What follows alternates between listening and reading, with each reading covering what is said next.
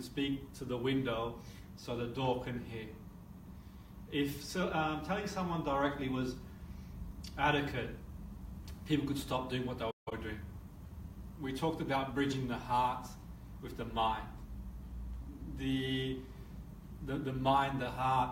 Now, logically, we know the answers. Logically, people know, I shouldn't eat this, I shouldn't do that. But logically, we know what's good or bad for us, but we carry on doing it. And I mentioned yesterday, if you're a parent, you have a teenager, and you tell the teenager the error of their ways, they're hardly going to come back and say, thanks, Mum, thanks, Dad. Or you might be in love with someone and try and talk yourself out of being in love with that person, or you might want to stop eating that ice cream and you carry on eating it. So we find a way to communicate to people at a deeper structure of information. Have you made it so that this heart's going across the screen? No. There's loads of hearts going across the screen. Yeah, it may well be the...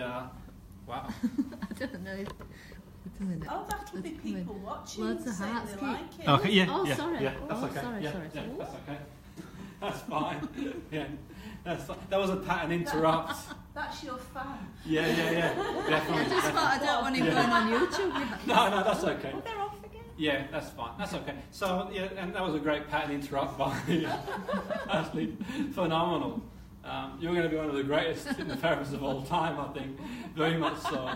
You nearly had me moving my car before. Suggestion. So the quickest way from A to B is a straight line. The quickest way to get from here to there is a straight line, communication. And I would advocate, definitely, we want to get to the point and give people direct instructions. So I think that, to go from A to B, but the trouble is with some people, they're so certain of what the problem is. They're so sure, well, it's this. And they may have been told something along the way. Like I was working with someone one time in a corporation, and he was certain he had imposter syndrome because he was told that's what he had by someone else. He was adamant. He had a promotion as director of the company, he was a financial director, and when I went to work with him, he was adamant. That's what I've got. So people sometimes can be so certain of what the cause is, what happened because of this. Because this happened at school. And there's almost like a rigidity. And one way to get through is to be a bit more creative in communication. So why? Because speaking to people in a confusing way is counterintuitive. You've been told, since you're so high, get to the point. Be direct. We rarely speak ambiguously. We're told to get to the point. So there's a counterintuition by speaking in the way we're going to touch on throughout the course, and we've already touched on so far, which is useful. So if telling someone to stop doing something was enough, unless you're telling them to move their car because the bin men are coming, it's enough motivation, then you could have a manual. You could have one of these one-size-fits-all manuals.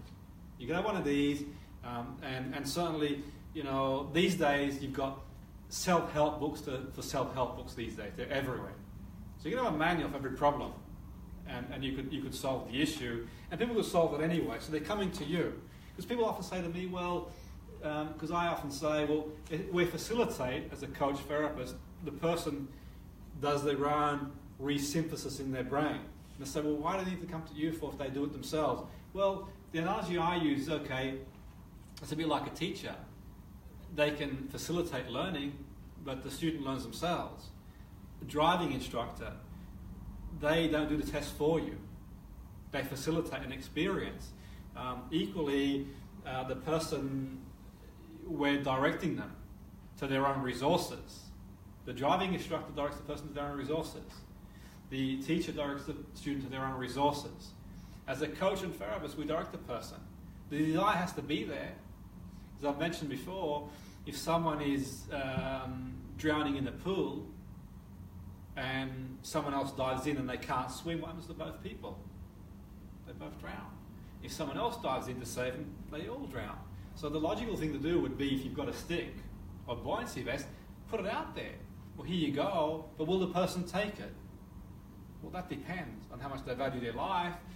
But equally, we can, as a coach therapist, find ways to motivate the person to take it, which is another story for another day. But equally, we can't do it for them. We can't eat for somebody else. We can't do their press-ups. We can't exercise for them. But equally, there's this misconception in society that we can do one set of mental skills and that's it.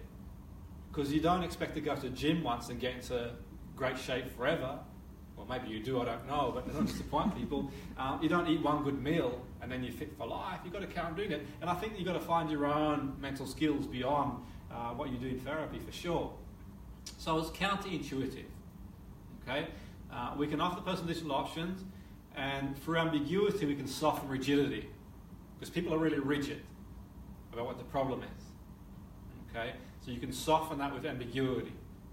And I think for me, the level of indirection is in proportion to the resistance you've got with the clients.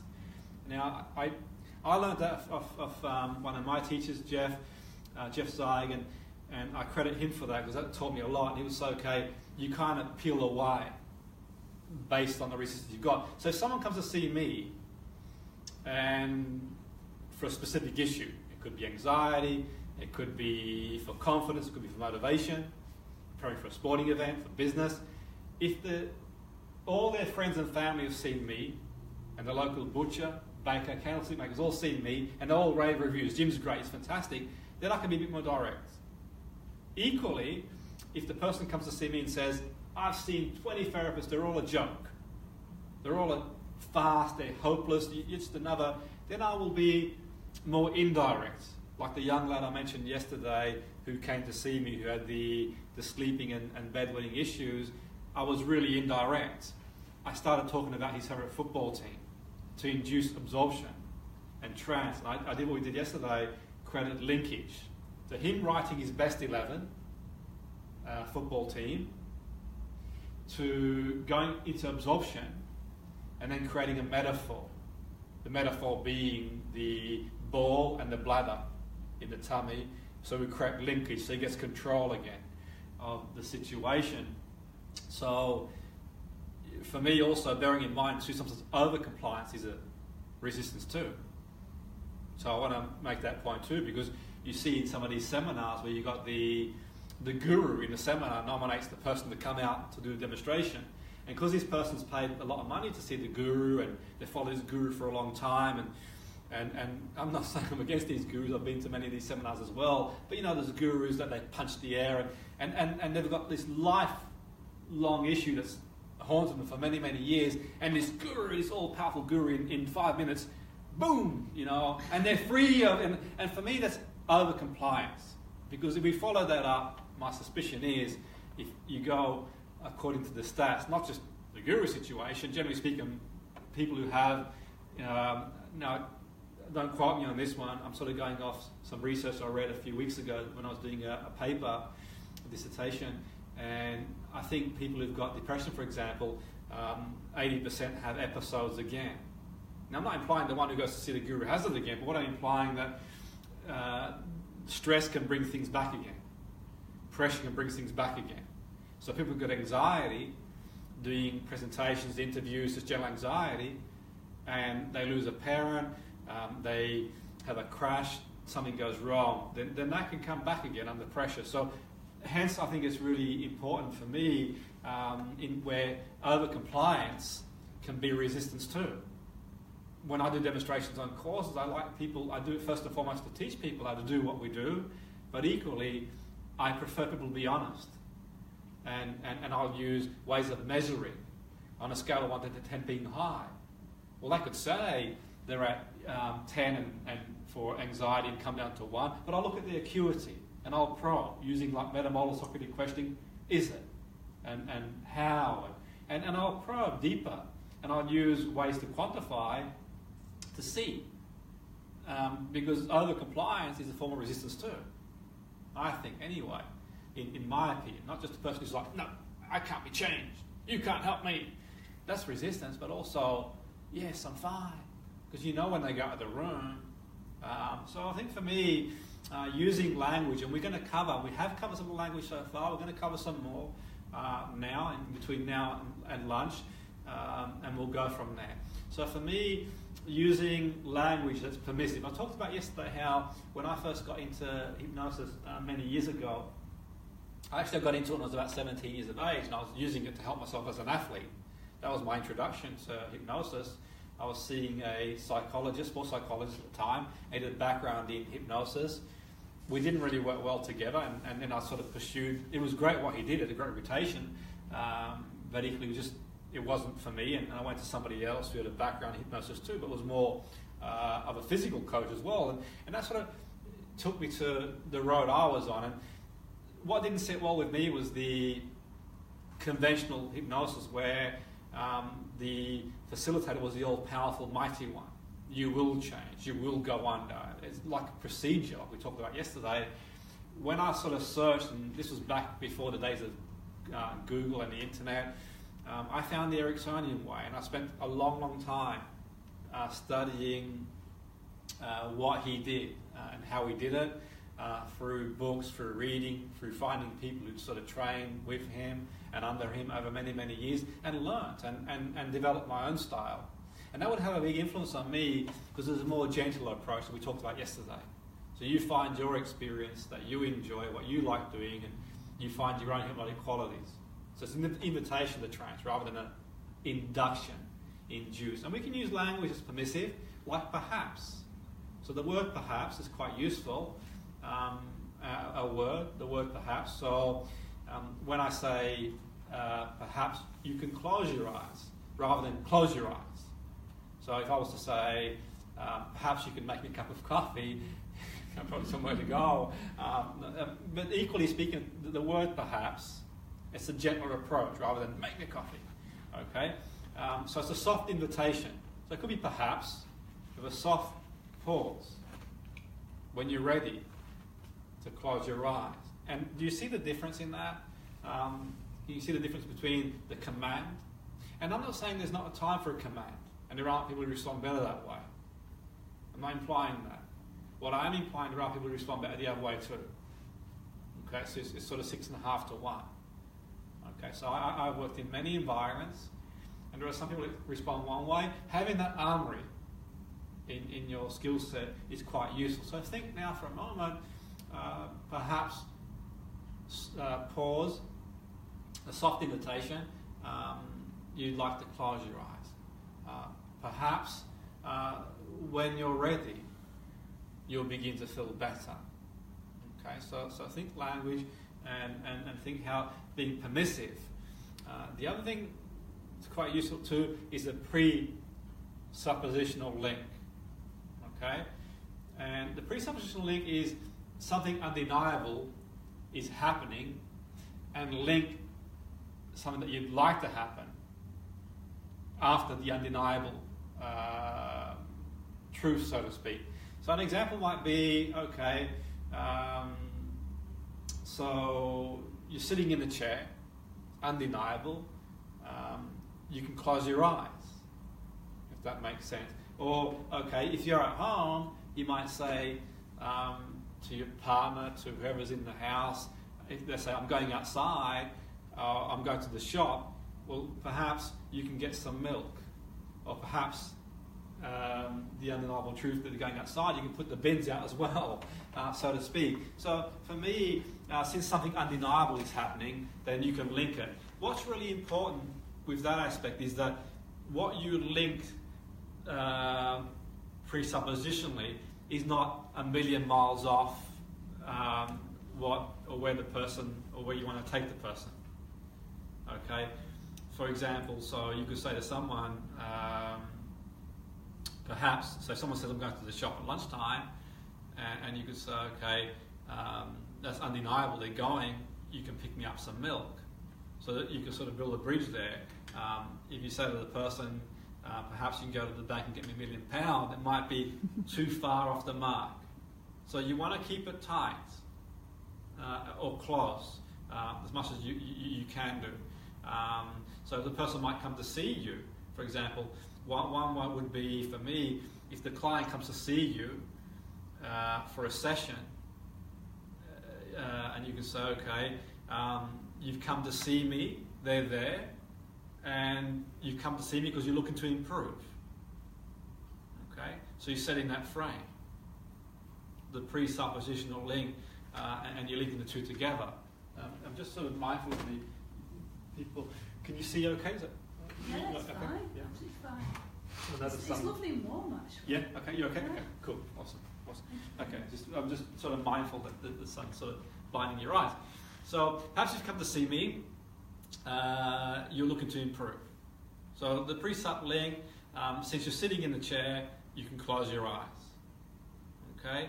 Something undeniable is happening. Link it to something deniable. But the deniable is not a million miles off the undeniable, or the person's going to shut it down. Okay, so, and now you think now of some of your own presuppositional links. If you work in a school, you could do pre-sup link with the students. It could be you're here on a Monday morning, you're here to learn. It could be as a therapist, you're a coach, and the person comes in and okay, or some of the information to prove to them that the subconscious mind will find a way of sorting out the information. And it's like a jolt. I've spotted some of them in your emails. Yeah, well, I think that's more because I write them in the all hours, so to speak. Yeah, that's probably intention. Yeah, precisely. And that's a really good point because the email is a different communication channel because we miss out so much, and that's another story for another day. Modern technology's changed communication in a significant way because the communication channel for email, we don't have the tone of voice, we don't have the sensory language, we don't have the acuity that we have. Text as well. Who's ever misconstrued an email or a text? Or we all do, don't we? Because it's a lot harder to communicate that way. But misspeaking can be useful. And I think I mentioned on the course when we did metaphor how it's common for some people to do it, whether they do it consciously, unconsciously, but they kind of misspeak and they'll say something and it makes you think, did they say that? Or they'll say something out of context and Shakespeare we talked about. Another one that you'll see that's quite useful too is the yes set. Okay, the yes set is a technique. It's a set of universally true questions and statements. You elicit them to form an agreement pattern. So, okay, your feet on the floor. Can you feel your feet on the floor? You're breathing, your heartbeat to get compliance. Okay, you see that sometimes. Where do you see those yes sets sometimes? Where do you see them sometimes outside therapy and coaching? Sales. Yeah, sales, definitely. And the salesperson will do it. They'll utilise the technique by asking a series of innocuous questions for which the answer is going to be yes, followed by a quick, do you want to buy this item? Okay, and the listener will sometimes answer yes because of the cognitive dissonance and the flow that they're going through, okay, the momentum that's built up. And notice it next time you go to renew your phone bill, someone's trying to sell you something that you don't need, and sometimes you can play around if you've got the energy inclination with people as you do. So that's kind of pacing you, and so are you fed up with not getting a good deal on your phone? Are you fed up of not getting coverage on the service? So yes. Would you like a phone that's got? And you're kind of in agreement, and the person's sort of drifted into. Okay, I'll take it. Just leave me alone. Fine. So now at least you're aware of that. But also you see motivational speakers. I see it a lot, and politicians too do a lot too. Politicians are very abstract. They use values, like what do people want out of life? Education, healthcare, good welfare, and they bleed on with no substance, and they use that, and they engage people. If you go to some motivational speakers, they flood the whole course with yes sets. Say yes, say yes, say yes, say I, say I, say I. I. It's just truthfully all the way through, and then by the end of it, the person's tired and weary, and they got precisely. It's like, by the way, I've got this course in Fiji, and one time, I tell you, one time, and I'm a big fan of Tony Robbins. I went to his first seminar. I know you were thinking of that. I can read your mind now, and I'm a big. No, I can't read your mind. I take that back. So I went to my first Tony Robbins seminar in 2017. I've been to several. I get my Tony Robbins 6 quite regularly. I think that he's a great guy, does some great work. phenomenal work. But I took a friend of mine one time who was a psychologist, and I took him one time to a seminar. He goes, "What's all the fuss about?" I said, "I'll take you along then. Come along." I'm going down, and he's really like rigid, really resistant. But he got involved. He was doing the massages, he was punching the air, and I generally sit there, oblivious in the back somewhere, kind of just taking it all in, and people are saying, "Why are you here, Jim? What are you doing here? Well, am I not allowed to come along?" And so basically, he's really getting into it, and by the end of it, like, he's so into it, he really was buzzing. He's really, really firing on all cylinders, and by the end of it, every time, it's like, who wants to improve their life? Say I. Who wants to do this? Say yes. Who wants to do that? Who's got children? Yes. And by the end of it, like, okay, you've just been on this 3 or 4 day thing, but that's only kindergarten compared to the mastery events, and the mastery event in Florida or in Fiji. And I'm like, goodness me, this guy's wife did not want him to go. This guy's wife doesn't like me very much. And now he's going to Fiji. Exactly, and when he's like, and it's going to cost you however much it costs to go, and he's got, I'm going. And if you buy it now, you get $5,000 cheaper. I'm like, shit, his wife's going to kill me. She really is going to kill me. She's going to take it on me. You won't kill him, she'll kill me, as you do. And I'm thinking, what can I do to break his state?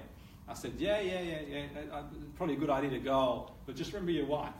I actually, the wallet goes in the pocket. So the moral of the story is that it didn't go in the end. I didn't. A lady on this course came, didn't she? And she was absolutely buzzing. She'd been and walked on. The fact if you walked on, was well, done that as well. Do you know what I would? Oh, was it last I time? didn't do the fireworks. Yeah. Do you know what I would be? I'm impressed that people can walk on fire, but if you walk on water, then I'll be really impressed. If you can walk on water. Just watch. There you go, you get that sort of Yeah. The only thing is, if you're going to walk on fire, just make sure you don't put nail varnish on. Oh, yeah. And I've done the firewalk. I think the firewalk is a metaphor, really. And to be fair, I think that it's a great event. You get a lot out of it, and I think that it can certainly ignite. Very experiential. He's great at what he does, Tony Robbins. It's not to have. It's just to give you an example how you see many motivational speakers, they do that. It might be for compliance, it might be for sales, it might be above, who knows. But the bottom line, it goes on. But, the likes of Shakespeare we talked about last time, he would use language that people wouldn't contextually expect to hear. Okay? He'd do verbing, he'd do words that he'd just invent himself. It's like words we've got these days, like, chillax and things that. So he'd make a phrase up. Did he say that? So that'd be for me, that would be, it wouldn't be mainstream language, but it would trigger error-related negativity. It'd interrupt your pattern. Did he say that? Is that what he said? What did he mean? And that was sort of Shakespeare back then. He just come up with words. I mean, these days we've got all sorts of words that people come up with, like chillax, sexting, they do all these things that he probably didn't have back then. But I mean, teenagers got their own code now, don't they? So I'm out of the code, by the way. I don't know. I can't speak teenage. You should run a course on that. I've Very got successful. a little glossary that sixth form do for me at school. Okay. In my drawer, because if I have to look at messages that cause conflict, I can't understand. Oh, I know. Yeah. So I'm like, what's this mean? Yeah, no, for sure. They've written it all down. Yeah. Little crib sheet. No, exactly. And that'd come in handy. You can teach it. I'll do a course. Can you hand it out? Yeah, definitely.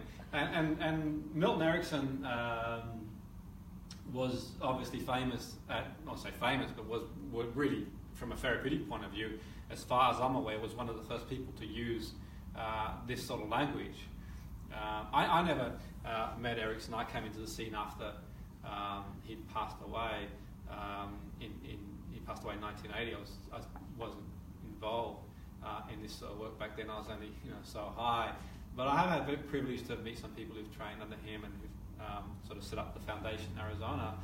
And I've learnt a lot over the years, and I've studied a lot of his work and that sort of stuff. And I think for me, for sure, I think he would do it in a more forceful way than what people do now. But equally, I think that, certainly Richard Bandler and John Grinder studied Erickson. At the point of when they studied Erickson was towards the latter stages of his life, and he also had polio, ravaged by polio. at that point. So how much they got out of that at that point is beyond me. But nevertheless, he'd use things, confusion strategies, double negation, bouncing off two negatives, some of the things that cause confusion. And you've got to bear in mind that people, they don't like to be in a state of uncertainty. Okay, people don't like to be in a state of uncertainty, so they'll grasp onto the first thing they can get meaning.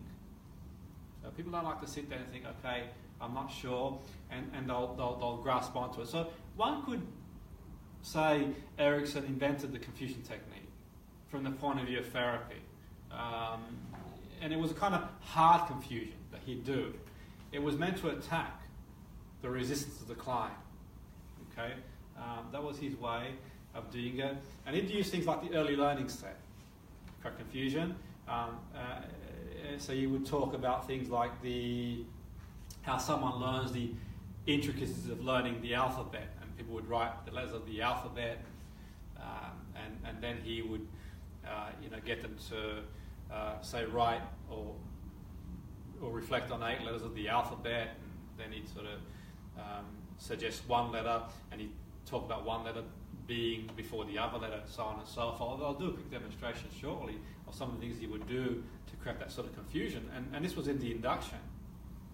So the induction being like a lullaby, for most people, the lullaby where it's nice and gentle, and you will drift off, and you will relax, and you will feel calm. And his was more like a dance, a symphony, where, okay, when, da-da-da-da-da, so all of a sudden you got this, and then you got this sort of confusion that comes in, and then all of a sudden you got, almost like a rhythm, music, where rather than a lullaby, it was more like a symphony. And that's certainly something I learned from Jeff, and what he says, it talks about more being like a symphony rather than a lullaby, and I'm sure he can explain that better than me. But equally for me, things that he'd use like the double negatives, a string of negatives of making communication more complex. Okay, and the person's trying to make sense of it. Okay, so for example, I can't remember who told me one time that someone had gone to see Erickson and said they'd never been in trance before, and I think Erickson said something along the lines of, I don't know whether I will be able to or not be able to put you into trance, but I'm curious to know how you got into the trance you're in now. It was like, what the, WTF, which is another word for you. Well, so you can't, I don't think you can put me in trance, but I'm curious to know how you got into the trance you're in now. It's like, what? So you can imagine that, that for example, is quite fascinating how he would sort of get people to do and get into that state of trance. So, perhaps now what might be useful for you is to embed some of the learning so far. If you want to, perhaps you'd like to close your eyes, and I'll bounce off a couple of opposites with you. So we'll use, what I'll do is, the opposites I'll use is so we'll do the... It's there, Jimmy. Sorry. The other side, you've dropped it. Oh, okay. Yeah, that's fine. That's great. So we'll use the aware and unaware. So I'll bounce off two opposites, aware and unaware. Okay. So this is bouncing two opposites, aware and unaware. In and out of hypnosis. So you can be aware,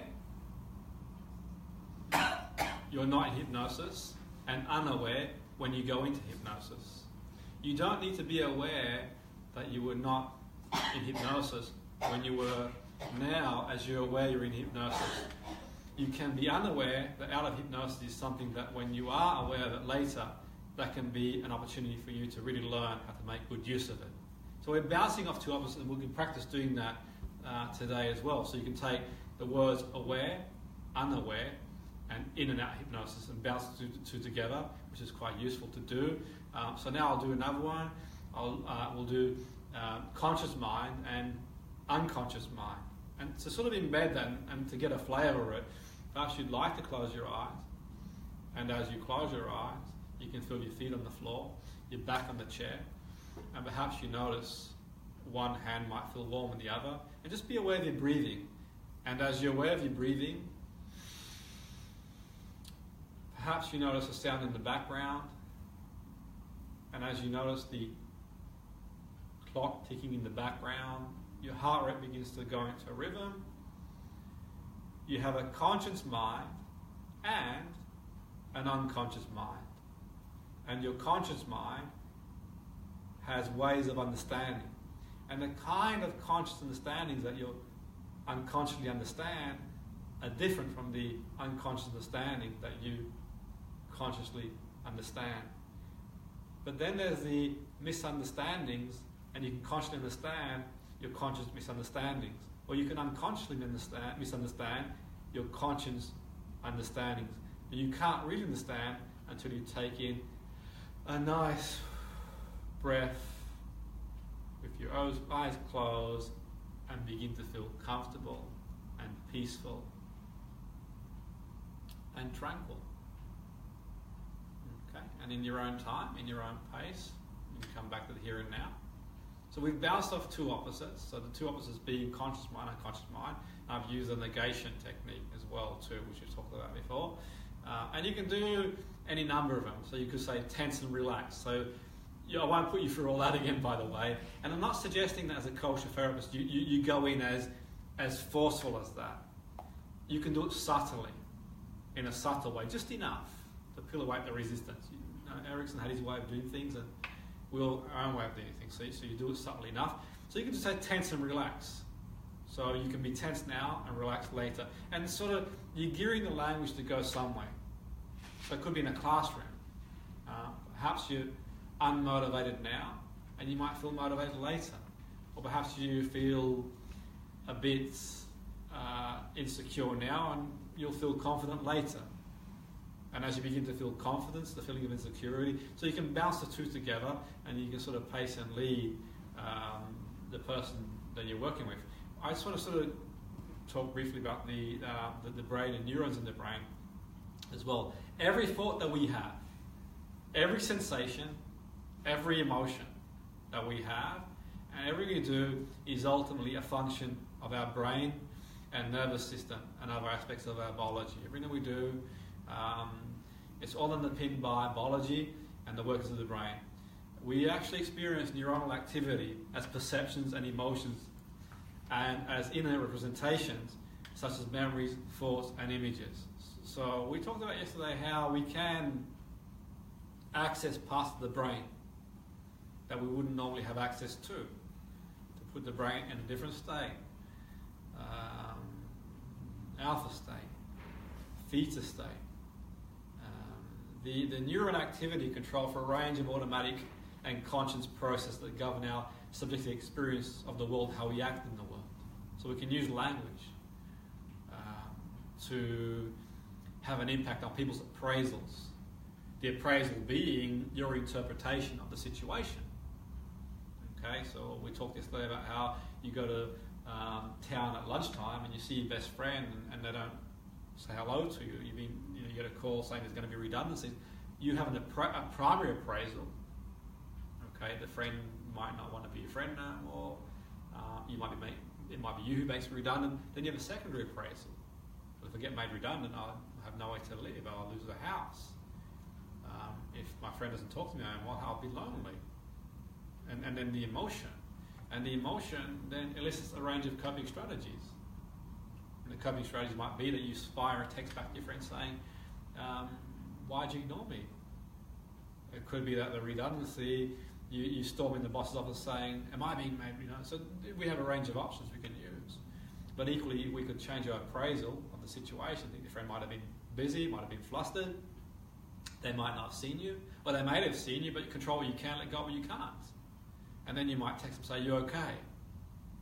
Or the job, you'll just enjoy your weekend and be in the moment with your family. And when you get down Monday, then you'll deal with it then.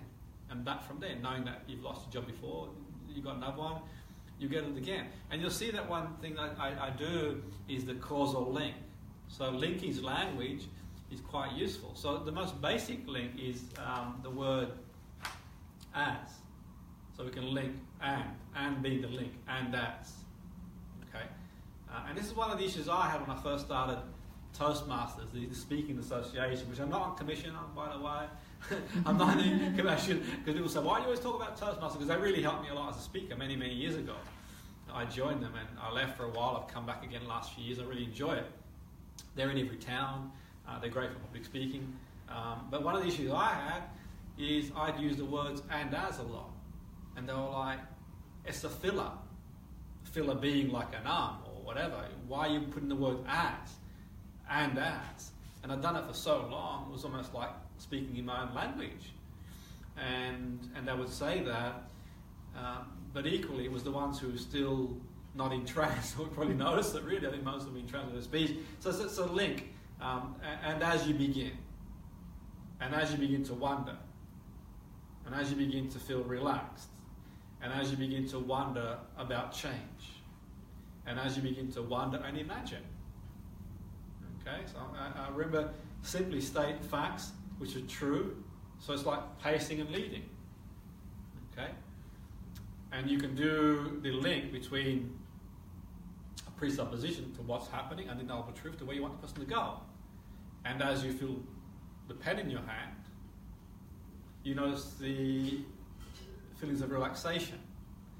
And as you notice the sound in the background, it reminds you of being in a bar as a student. Okay? As you write, you have an epiphany. Okay? So what's the truth and what's the link? The truth being that you are writing. The noise was in the background, utilization. Okay? So I'm linking one with the other, and it's peeling away resistance. And you'll notice when I do the inductions, okay, I start with as you notice your heartbeat, and I'd like to think everyone's heart is beating, you become aware of your breathing, and as you become aware of your breathing, you notice your feet on the floor. So I start with 3 or 4 truisms, and then I'll sort of extend that to, and as you notice your breathing, you start to feel calmer. Now I don't know if you're feeling calmer, but I do know that you are breathing, so I'm linking one, and I'm watching your acuity. If I see you do that, then I carry on. If the goal is to get you more relaxed, if I see you do this, then I might sort of peel away. So a little game of chess, as you do. If you were, like you're doing that, and I said, when Beth was doing my induction and she mentioned feet, and it broke me up a little bit. That's a great point. If you didn't know the person, that's a great point. And you sensed, like if I went like that, yeah, what would you do? And that's a good point. That's what we do on the first part of the course. We spend a lot of time doing the acuity exercises that we did, because the more you're where you are, and if we're relying on what the person does linguistically, we'll only get so far. So much of what we communicate through body language. So for me, I'd go back to a pace. If I saw you do that, if you didn't know it was a foot, you'd just keep going and. Yeah, I mean, you could sort of put 2 and 2 and think, okay, they've not done it before, but I've mentioned the foot, and that's brought the foot into the conscious awareness, and they've done that. So if I was quick enough to catch on, I'd go back to a pace and say, and I might utilize it. And as you notice a cold sensation in your foot, like walking on a cold day or dipping your toe in a swimming pool. Yeah. You start to become aware of your breathing again. So I'm going to utilize it. So if I see you do that, then I might be okay. Just like a warm summer's day, you put your foot in the pool and you feel a sense of coolness. You bring your foot back out and you breathe. And you are breathing, it's a pace. And as you breathe, you feel your heart rate. And as you feel your heart rate, you notice any sensations in your body. And then I might start leading again, and you feel calmer. And then I will avoid the foot and say, okay, create a place where you felt calm, more neutral. Like I saw Julie going like that with the fingers, so I just mentioned let your hands relax, but then I kept away from it because I didn't know. That's a great point, and you can never really be wrong. There's no wrong or right answer because they give you the cue and you wonder and sometimes you utilize it. I mean, I saw someone once do this and they did it often. They did it more. If they do it more than once, it's a pattern. And every time they talked about pain in their life during our session, they did this. And I thought, well, once, twice is a pattern.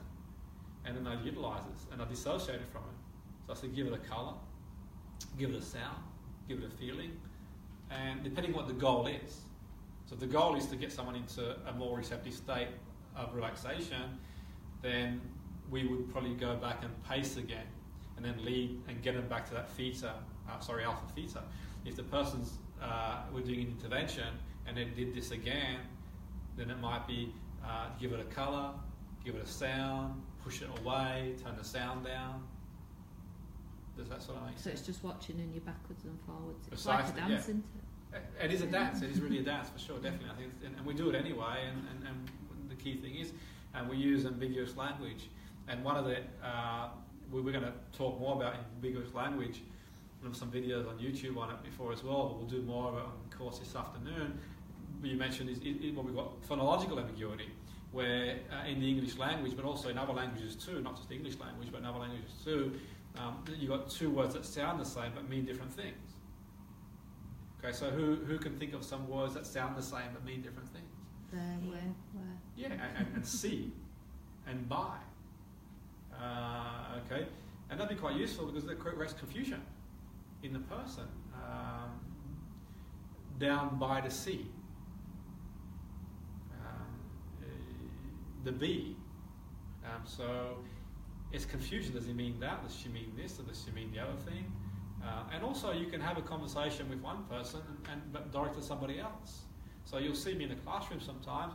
I might have a conversation with the person over there, but I'm directing it here.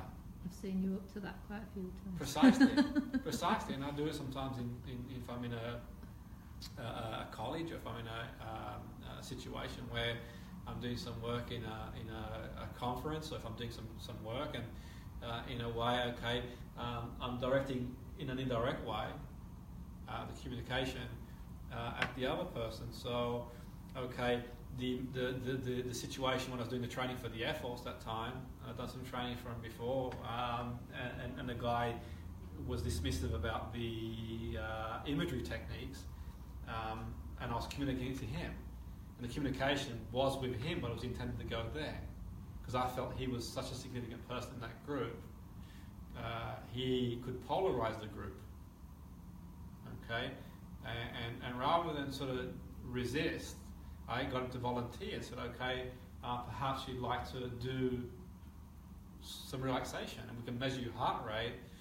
And whilst I'm talking to him about the heart rate and measuring it, and the blood pressure, measuring it, and talking about how 20 beats per minute less on your heart is 20,000 beats per minute less per day, and how well you can make a judgment if your heart rate's more regulated and you're more focused. So my communication was really going to the group, because he'd sort of intervened when I mentioned it and said that bollocks to imagery. I said, well, perhaps we have a go. And ultimately, yeah, he did me a favour, utilisation, because the heart rate went down. And people really bought in then, because there's no way out. Physiologically, we saw a massive reduction in heart rate, and you had some people that were physical trainers in the group, and they were like, wow, they knew what it meant. And I'm not a medical person, but I brought the blood pressure monitor in too, and that went down too. And so the oxygen levels and whether it was down to what I did, I don't know, but equally on the other side of things, we saw some physiological improvements. So rhymes as well too. Butcher, baker, candlestick maker, rap dancing, rap people, they do the rhymes, and singers do the rhymes, and rhymes are really useful. Okay, we'll do more of that during the course, but you can talk in rhymes. That's quite useful to do, and that can sort of stick with people. Awareness predicates are quite useful too. So things like you say, like, I know. So do I know? So I'm bringing it to your conscious awareness. I know it's Monday morning, for example, and you don't feel motivated. So it's presuppositional language, it's mind reading, but I'm pacing their reality. If I know on a Monday morning students, and then I can pace it to where they want to go, as you begin to remember. So you're digging now into the unconscious mind. Remember, imagine. You imagine the world. You'll see high-profile speakers use the word imagine a lot. It's very abstract. It's an awareness.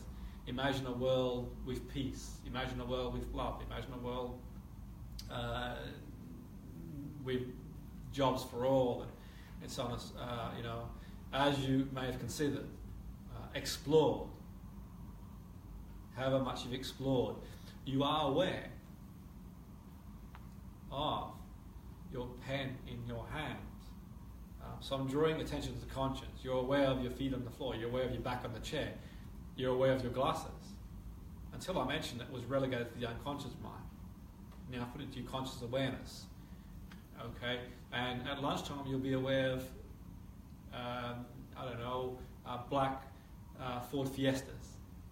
And you're going to see many black cars. Because you probably weren't focusing on them now, because the mind's only focused on such a small piece of information. Okay, so it's drawing it into the person's attention. We want to generate options and alternatives for people. And that's quite a permissive way. I don't know if you'd like to close your eyes, when you're ready to close your eyes. So you give them the option, okay? The option being the client comes in, you've come with a problem, okay? I don't know how you'll solve it. You might find a solution. I might spark something in your mind. You might have a dream. Of course, it's not important to remember to dream. You might find a solution reading a paper, going for a walk. So what's that insinuating? There's going to be a solution. Precisely. If you look for a solution, what will you find? You look, you'll find. Okay. At least they're going to make use of one alternative.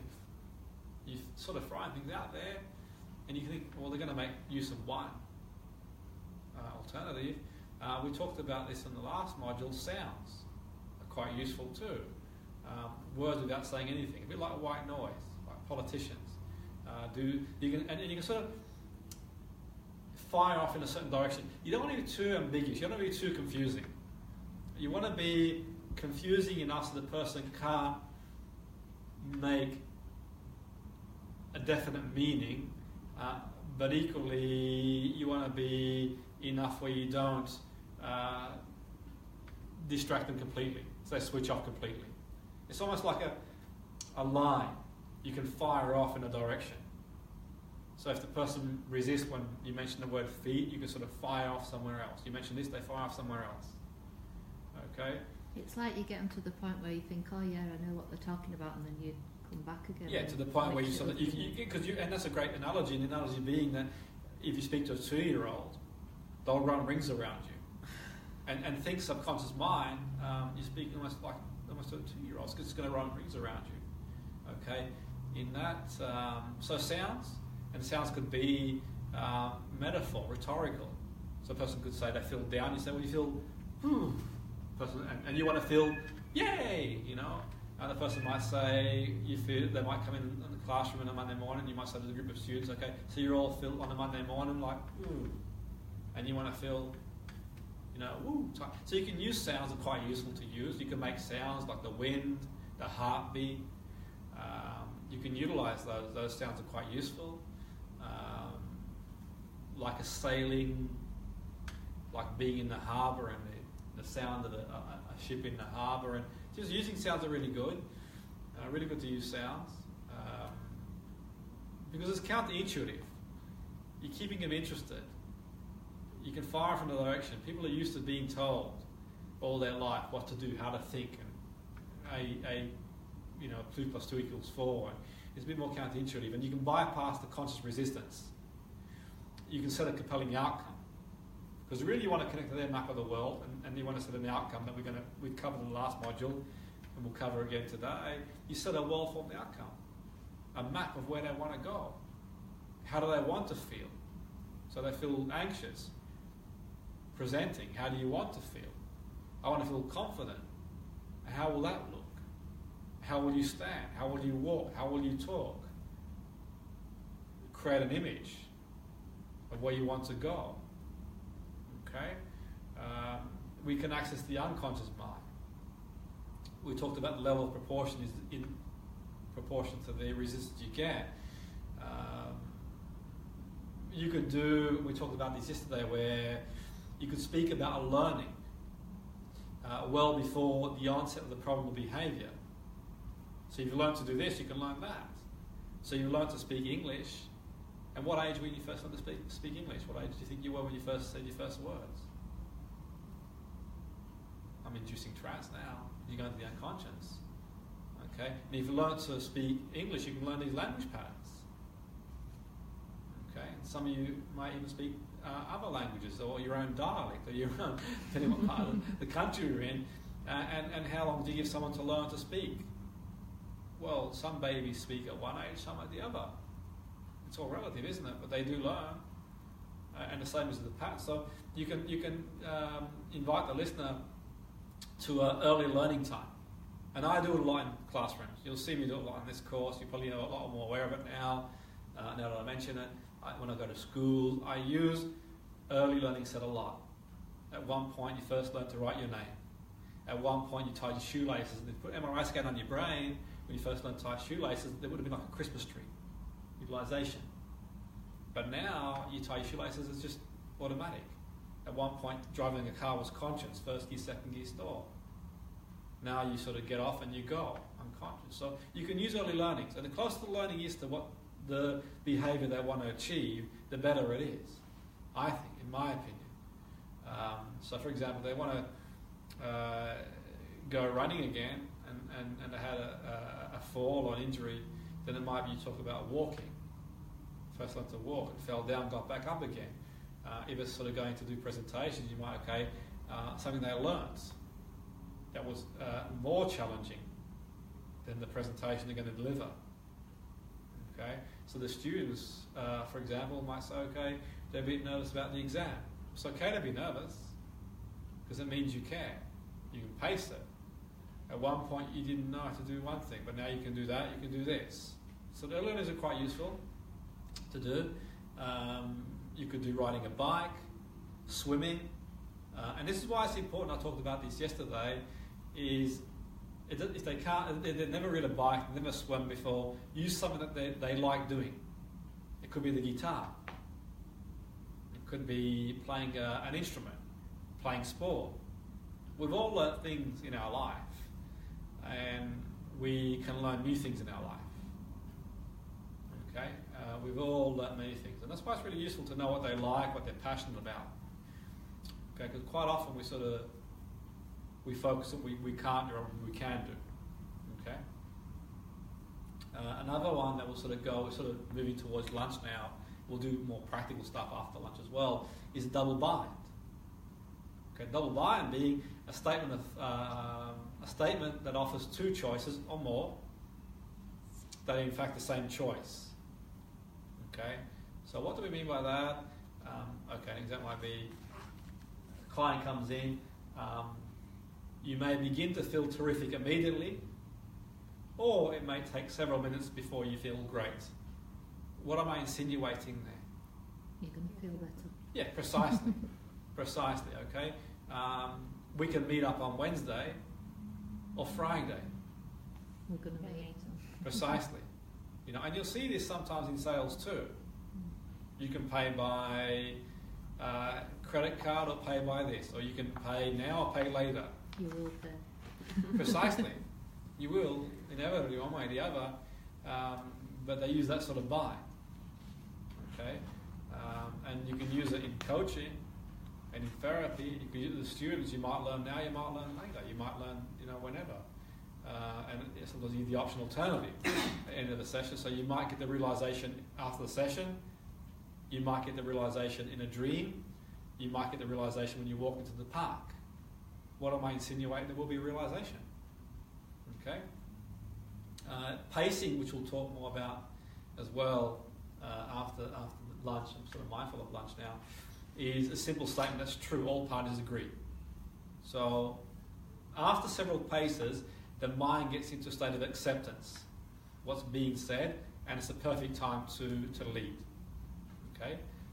And you pace their experience. So if they tell you what the issue is, if the client tells me what they're experiencing, how they're anxieting, the client tells me how they're depressing themselves, the client tells me how they're nervous about a game of football, how they're nervous about a business deal, then I'll ask them, what do you see, what do you hear, what do you feel? So I'll get a map, and then I'll pace that to where they want to go, the well-formed outcome, which we'll do more about after so the undeniable. And the pace might be in the induction, when I want you to go to theta, and the pace being, the experience being, you're in the classroom, you're sitting down, and as you're sitting down, you feel your feet on the floor, you're back on the chair, so I'm pacing that, and then I'll introduce a lead.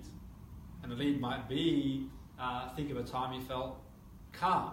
There's a very good chance you're going to be a time you were calm. There might not be. If I see you jolt and you don't follow it, I might say create your own environment. What would it be like if you could design your own tranquility? Okay? So if you designed your own world, so we could do that, and that's a lead. And the lead is generally taking to what the outcome is. And the outcome could be relaxation, the outcome could be a new behaviour, the outcome could be a client goal, to do a presentation confidently, and you use a story, metaphor, and you can integrate some of the language to go there. So during therapy, you can feel your feet on the floor, your heart beating, and your breathing. Okay, and then you can sort of lead, and the leading statement would be something you want someone to accept. It's going to benefit the person. They could dispute it. Okay, so they could dispute it if they wanted to, but you want them to accept. But they're for therapy anyway, or they're doing coaching, then there's a very good chance if in their benefit, they're going to play ball. So after you've told someone, okay, your feet on the floor, back on the chair, and as you notice you're back on the chair, you can hear your heart beating, and now you begin to feel calmer and more peaceful, then there's a very good chance they could dispute that. Well, I don't feel calmer, but they're generally going to sort of follow, a better chance of following. And you can do that in the classroom too, as well. So the students on a Monday morning, if you know on a Monday morning it's hard to get them going, you might sort of pace them. Well, I understand it's Monday morning, I understand that you've had a break over the weekend, and so on and so forth, and it's perfectly acceptable. You feel a little bit less motivated than what you were before, so you sort of go into the reality. However, you're here anyway, some of energy to do, and I did a seminar one time to an organisation that was low on morale, and I turned up to the seminar and said, I fully appreciate, to a point, as much as one can appreciate how you guys feel, because they were demoralised, there was so many things going on, so I met them in their reality. Then I said to them, it's the same energy to do something good and something under par. You're here anyway, you may as well give it your best shot. Okay? And one time I was delivering some training, some CBT training, or aspects of CBT for staff in a care home. And there were so many things, so many changes going on for the company, a private company, they were like demoralised the company, and they were sort of talking about issues that had no relevance to me and I couldn't address because I was there to do training for them. And basically I said, okay, I can appreciate that. And one said, how can you appreciate that? And I said, well, actually I've had experiences myself where I've been on the receiving end of what's happening to you guys too. I gave them a couple of counter examples, that was the truth. I've been in that position before. But equally I said, let me tell you, this was the lead. The lead being, God forbid, I asked them, the yes said, have any of you guys got children? And most of them put their hand up. I said, God forbid that something happens to you and your children go to care, how would you want them treated? I'm not saying treat them like you would treat your own children, but treat them like you would want your children treated if you were disappeared off the scene. It's like, wow. The whole dynamic changed then. Okay? So for me, I think it's quite useful. This is sort of my own little formula from the point of view of pacing and leading. I think it's useful to do 3 pacing statements and then a lead, like a rhythm, and then a pace, another 3 and a lead. It's not an exact science, and you're going to improvise with people depending on what you say, how it goes. And then you can do 2 pacing statements by a lead, and then just go through, pace, lead, 1 pace, 1 lead, then keep leading towards the goal until you hit resistance, then you can pace again. So, okay, So it might be free pacing statements, pace, pace, pace. As you're aware of your feet on the floor, you notice your heartbeat. As you notice your heartbeat, you notice your breathing. As you notice your breathing, you begin to feel calmer. As you become calmer, you notice your heart rate slowing down, your breathing slowing down, and sensations on your body. As you notice sensations in your body, it's a bit like a warm summer's day. The sun relaxing you. Then we can pace again. And as the sun relaxes you, you notice your heart rate slowing down even more. And your breathing slowing down more. And you breathe deeper. Then you can lead again. As you breathe deeper, you feel completely relaxed and you empty all your thoughts in the bin line and put them out. You can pick them up in 5 minutes if you wish. You can pace again. And the pace being again, and you feel yourself sinking even deeper in the chair. And you notice your arms feeling heavier, your eyelids are closing, and then you can lead again as you lead, and then the lead, just lead. And if I see any sort of movement, then I'll go to pace to get compliance again, to the map of the world, which is key. And the key really is, for me, is to pay attention, okay? Because remember that language, human beings perceive language through their 5 senses. Sight, hearing, feel, smell, taste. And the only one that goes straight to the limbic system is the smell, which is why the fragrance, the perfume, they use all these raunchy names and use sex to advertise, because that's the only one that, with all of us, bang to the limbic system. Another story for another day. And we record maps of the world through our senses, okay? Models of the world from our nervous system. We do not experience the world directly, we rather through our sense and maps and models that we make of those senses. So language is a reflection of the person's map of the world, of their reality. Okay? It reveals aspects of those maps and models which the person themselves is not aware of. When their models change, their experience of reality changes. Okay? Language is a lever for changing those models and changing the person's reality. Don't believe everything you think. Change your perception, change your world. Okay? You can change language you can use language to change your own reality or someone else's reality. So the appraisal of the situation is different to what it was before. The redundancy now is an opportunity, or neutral, a chance for me to see what the situation is and do my CV again. Start a new business. The friend not saying hello might be a wake-up call, where they're really a friend. If they reply back saying, "Well, I saw you, I didn't want to say hello to you," it could be they didn't see you and they might be flustered. Okay, so the appraisal has a link to the emotion, and that's really important. And on a final, before we break for lunch, we want to sort of get in the habit of using sensory-rich language. So I walked through the park this morning. If I was more sensory-rich, how would I describe that? Walk through the green path with the wind blowing through. Yes, see and hear, and I smelt the crisp winter air and the beautiful bright sunlight.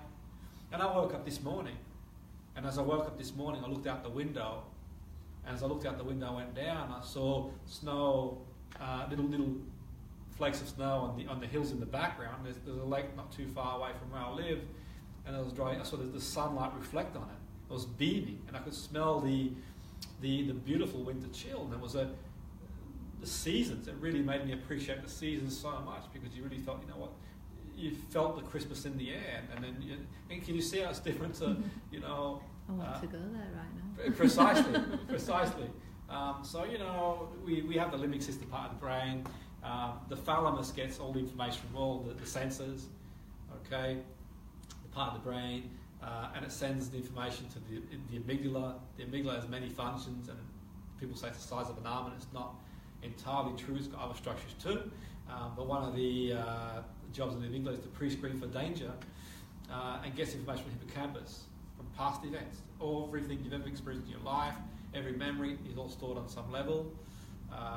And it screens the hippocampus for past dangerous events.